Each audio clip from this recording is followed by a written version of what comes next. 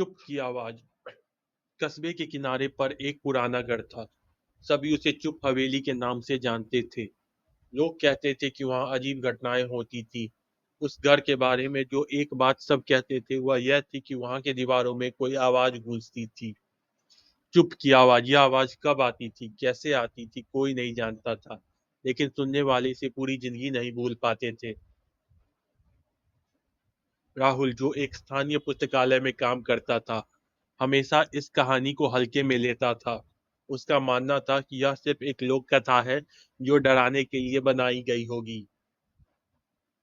लेकिन जब उसकी मुलाकात किसी अजनबी से हुई तो उसने उसे बताया कि चुप हवेली के बारे में एक रहस्यमय तथ्य है। वो आवाज सिर्फ रात के समय सुनाई देती है, अजनबी ने कहा, और जो उसे सुनता है वह उस आवाज के पीछे एक छिपी सच्चाई का शिकार हो जाता है। राहुल को यह सुनकर हंसी आ गई। तुम बहुत डरपोक हो, उसने मजाक किया। क्या तुम यकीन करते हो इन सब बातों में? अजनबी ने चुपचाप सिर झुका लिया। तुम नहीं समझोगे, वह धीरे से बोला और वहां से चला गया।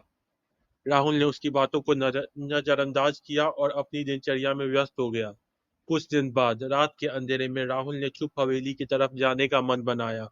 वह अपनी नासमझी और जिज्ञासा को लेकर उस खौफनाक घर तक पहुंचा। हवेली का दरवाजा चरचरा कर खुला और राहुल अंदर घुस गया।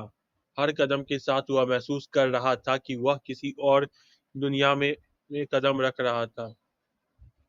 हवेली के अंदर की हवा बहुत ठंडी थी और पूरे घर में अजीब सी चुप थी। तभी अचानक एक हल्की आवाज आई, चुप। राहुल के दिल की धड़कन तेज हो गई। उसने इधर उधर देखा लेकिन वहां कोई नहीं था। वह डरते हुए अंदर बढ़ता गया जब अचानक एक तेज और स्पष्ट आवाज फिर आई, चुप। यह आवाज अब और भी स्पष्ट हो गई थी। वह आवाज अब दीवारों से आती लग रही थी, जैसे कोई भीतर से चिल्ला रहा हो। राहुल की सांसें थम सी गई। उसने सामने की दीवार में कुछ अजीब सा देखा, जैसे किसी का चेहरा धुंधला सा उभर रहा हो। डर के बावजूद वह और करीब गया। फिर उसी दीवार से एक हाथ बाहर निकला और राहुल को खींच लिया। राहुल ने चीखने की कोशिश की लेकिन उसकी आवाज भी गुम हो गई। अब वह दीवार के भीतर समा चुका था और उसके बाद वह हवेली कभी नहीं दिखी। कस्बे वाले कहते हैं कि अब रात को उस हवेली से और भी ज्यादा आवाजें आती हैं, चुप चुप। लेकिन कोई नहीं जानता कि आवाज असल में किसकी है।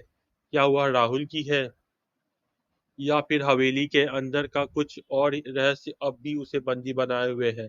आखिरकार चुप हवेली ने एक और रहस्य में अपने दरवाजे बंद कर दिए। धन्यवाद।